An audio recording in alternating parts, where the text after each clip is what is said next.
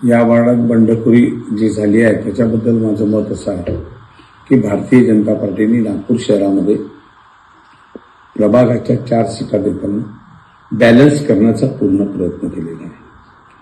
मी तुम्हाला सांगितलं की संदीप जोशी आमदार झालेले आहेत, प्रवीणजी दटके आमदार झालेले आहेत, अविनाश ठाकरे निवडणूक लढत नाही आहे, दयाशंकरजी तिवारी भारतीय जनता पार्टीचे अध्यक्ष आहेत, ते निवडणूक लढत नाही।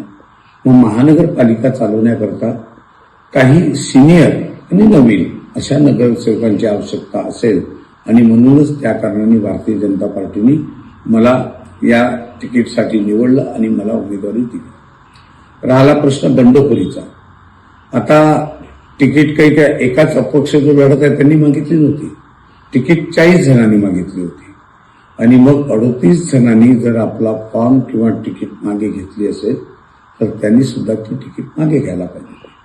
कारण आमचा प्रभाग हा जुना भाग आहे, हा एका संस्काराशी निगडीत असलेला भाग आहे।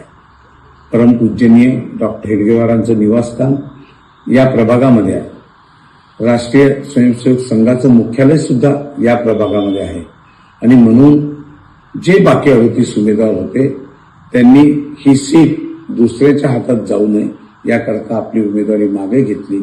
अशीच उमेदवारी त्यांनी सुद्धा आपले मागे घ्यायला पाहिजे होती, परंतु त्यांनी घेतली नाही।